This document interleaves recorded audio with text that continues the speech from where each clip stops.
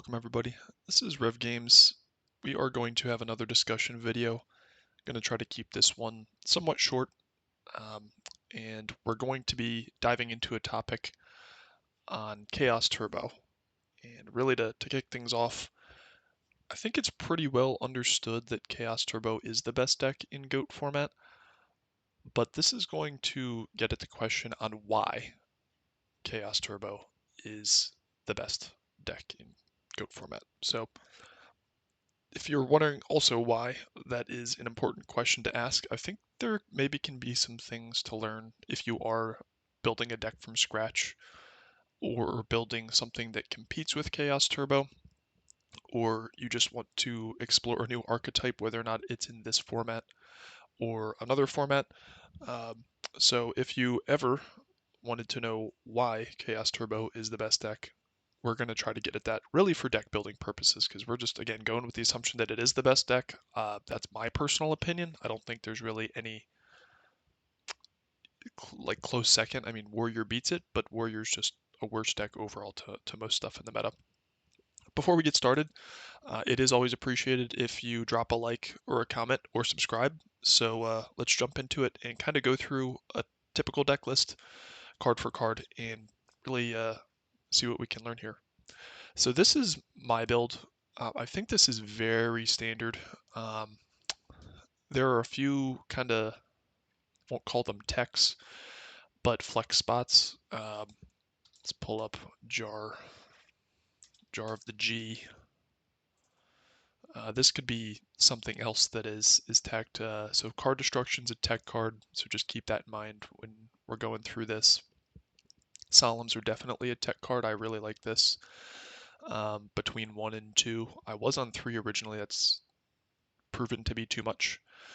2 feels really good, and 1, I feel like there's a lot of times late game where I wish I had it sooner, and vice versa. When you play 2, you draw it early, and maybe have to activate it early or pitch it or something, and then these are core. This is core. This is core.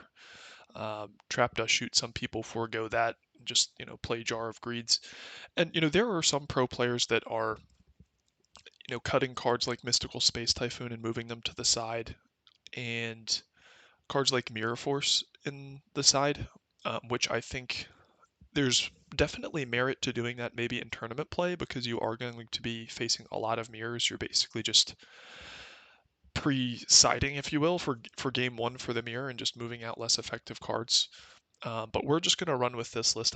There is, one thing to be said about moving out Mirror Force, because one thing that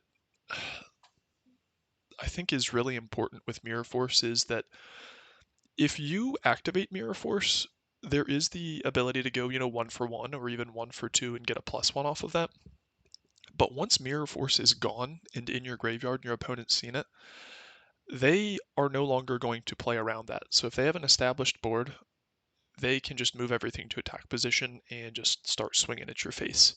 So not having a Mirror Force in your grave actually like does more damage to them if they're playing smartly than sometimes actually having the card, which is kind of crazy. And that goes for cards like Torrential Tribute and like Heavy Storm as well. I mean, they're just very powerful cards, but what good players do is typically look through the grave and see what power cards they have to play around before committing a bunch of back row or normal summoning when they already have an established board to play around Torrential, or moving a bunch of things to attack position to play around Mirror Force. So there probably is something to be said about maybe cutting these for the tournament scene. I think ladder is too chaotic, and I'm more of a casual player, so ladder is where I get the most enjoyment. I don't really do the whole tournament thing.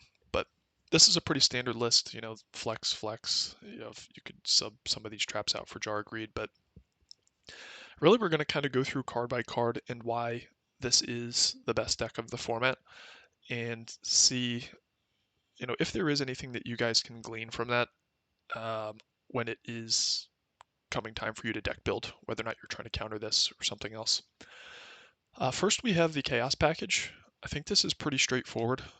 These are the most powerful boss monsters in the whole format, and they also are lights and darks, and they require lights and darks. And it just so happens that lights and darks are the most powerful monsters of the format.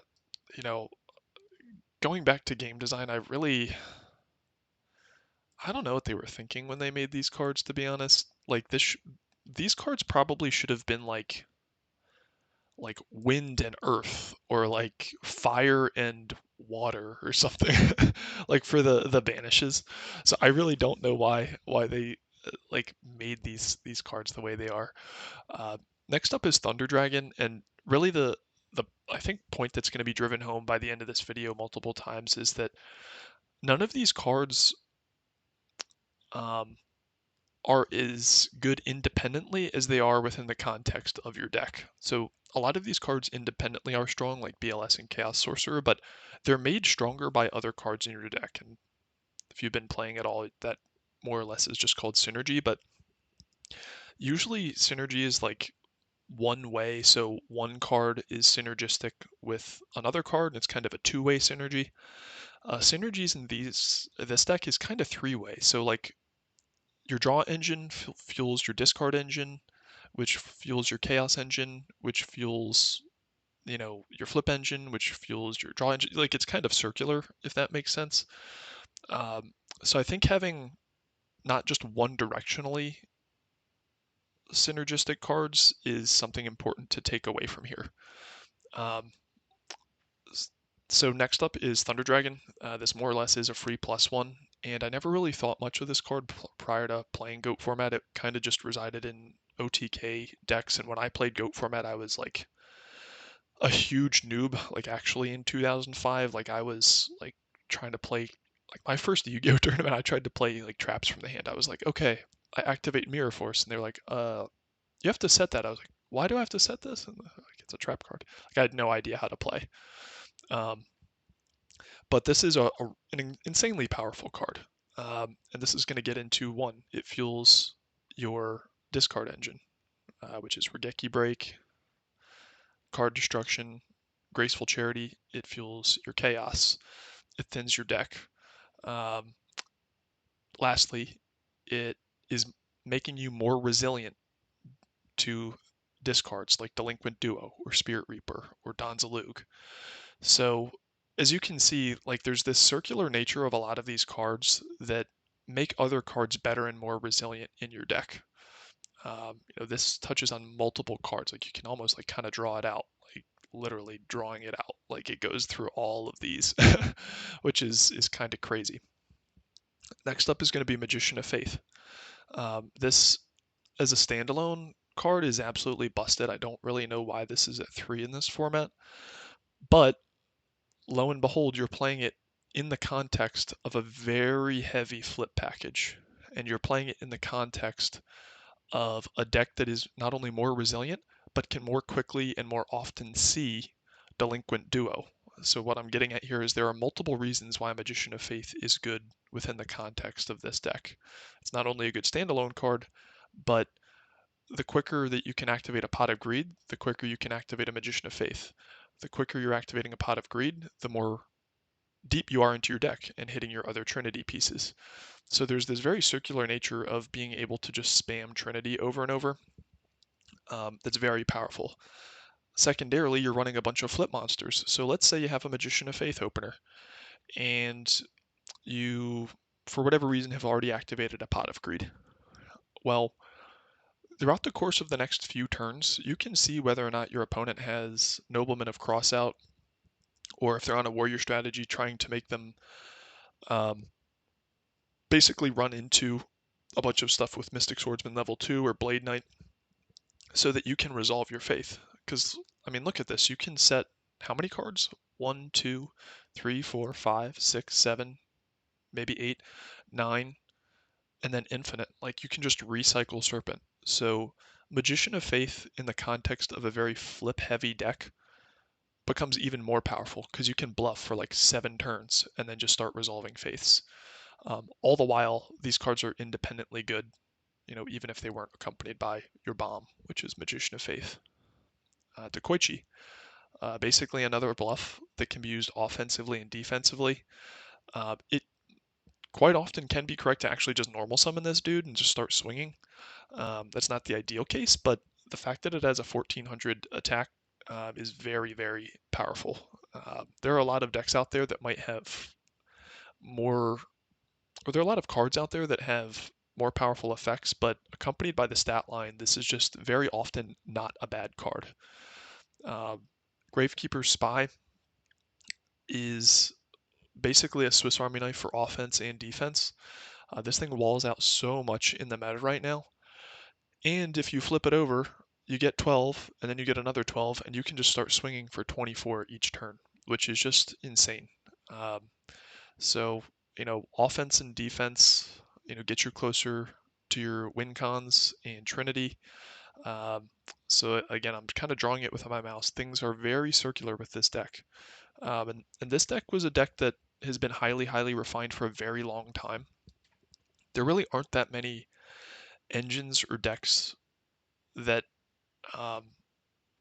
really have done this. Like Chaos Turbo didn't really wasn't was not a thing when GOAT format um, was happening, in 2005, and then for years no one played this deck just because nobody had figured out how all these engines intertwine, and the sum ended up being greater than the sum of its parts, or the whole ended up being greater than the sum of its parts.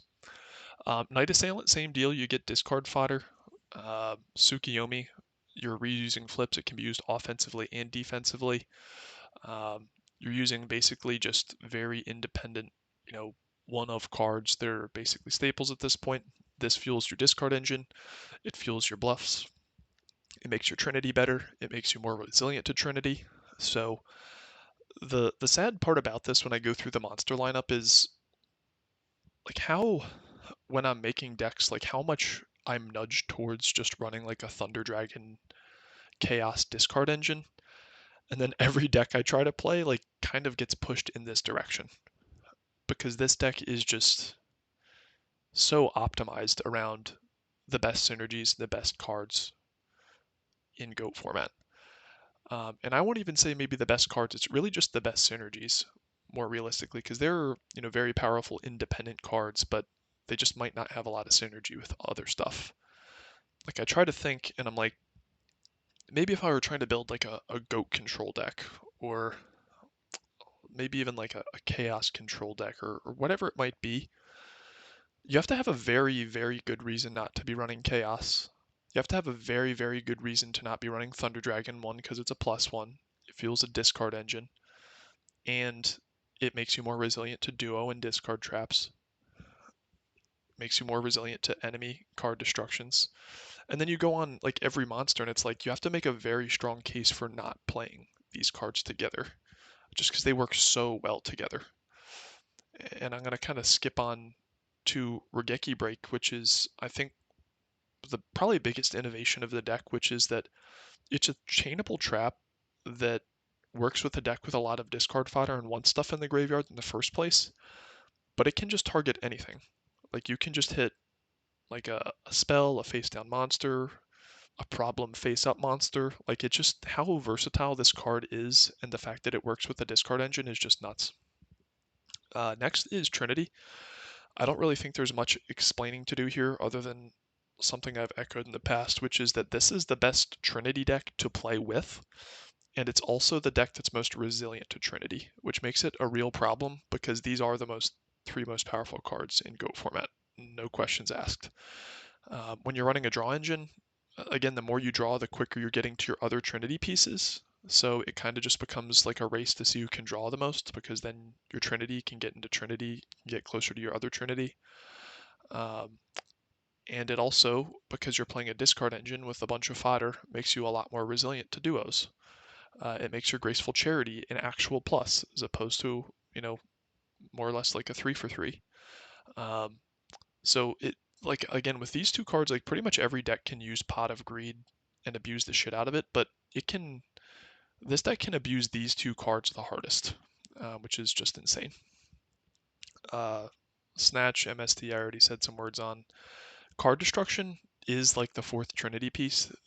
I've seen I think there's something to say about this card too, which is that, it is a flex spot. You don't have to play this, but um, something that I've noticed that I think a lot of people are incorrect about is that they say that, oh, I don't play card destruction because it's, bad against this, this, and this. And when you are deck building, you do want to understand what cards are good or bad versus the meta and how much of those meta decks, are represented and all that good stuff. But card destruction is not a card that you play based on how good it is against your opponent. It's a card you play based on how good it is for you. Um, so, I mean, even in the mirror match, it's not like you need to play this. And in the mirror match, if your hand is like Serpents and Thunder Dragons and you still activate this, it's still probably better for you than your opponent. Um, and that goes for a lot of decks. They're like, yeah, I wouldn't, want to play this against like Warrior or something, but it's like you're not playing it for to be good against Warrior. You're playing it because it's good for you. Like you can literally go like +4 with this. Like or +3 or +2. Like the upside to this card is just so high that it kind of baffles me that more people aren't playing it. Just because they're thinking about both sides of the outcome. Like if you play a card like this and it's good for your opponent, but it's really, really good for you, then you're still coming out ahead. So you just have to think about both sides of it. And that's kind of a gripe I've had with people that try to shit on this card, which is quite annoying. Um, Heavy Storm. This card is more or less a staple. These are staples. Upstart Goblin. Again, it's a card that gets you further into your deck, and the further into your deck, the sooner you hit a Trinity piece. And the sooner you hit a Trinity piece, the sooner you hit your second Trinity piece. And the sooner you hit your second Trinity piece, the sooner you hit your third. And the sooner you hit your Trinity pieces, the sooner Magician of Faith is online. And the sooner you hit Magician of Faith, the sooner you can get another Trinity piece back. So it's like this very circular thing where the whole deck is more or less optimized around abusing the shit out of Trinity, uh, which I think was just an inevitability with GOAT format because these are the most powerful cards. There's no debating that. If your deck can't run all three of these, you're almost definitely relegated to a tier below, at least a tier below um, Chaos Turbo. And like, think about it. Like Reasoning Gate Turbo, I guess you could play Delinquent Duo. Panda Burn usually does not play Delinquent Duo. Earth Aggro usually does, but there's been a lot of debate on whether or not you can play it. So those decks are just naturally going to be a tier below what this can do. Um, the trap lineup is where I think it gets a little bit less interesting. Trap Trinity, these three. I like Solemn Judgment just because you are drawing through a bunch of your deck. This allows you to go for game very early. You can basically just get up on card advantage, pardon me, and then start swinging and set up behind a Solemn, bring out, your boss monsters, and then just go for game. It also allows you to set your whole hand like Warrior does, if you don't get clogged with monsters, and then that way, like turn one, if you have a bunch of spells and traps, you set them all, maybe set a monster, and then your opponent's dust shoots are offline, which is really, really powerful. And I'm going to change the order of these real quick, actually. Trap Dust Shoot. This is more or less just to counter um, the mirror match. Um, this deck, or this card in particular, unlike a lot of cards, is more of just a standalone good card. I don't think any cards in this deck necessarily make Dust Shoot better or worse. It is just one of those cards that should be solely evaluated on how good it is for you. There's nothing in this deck that makes your Trap Dust Shoots better. If you kind of catch my drift there. And lastly is Regeki Break. So this is, again, I think the most important iteration on what Chaos has turned into. Being able to slot these in and run a discard engine and having a chainable trap that can target anything is 100% what ties this whole deck together. Regeki Break rounds out so many edges of what Chaos Turbo otherwise wouldn't be able to do. Um, that once you've played the deck enough and I guess this could be Phoenix Wing, Wind Blast, whatever your preference is. I think Regeki Break is better, but it just rounds the edges off so much on a deck like this. And then lastly, I guess, is Jar of Greed. I don't like this as much, but if you did decide to play it, you could, maybe cut the Solemns and slot 2 of these in or something like that. Or if you're gonna, cut a card Destruction, you could do that and slot in another one maybe.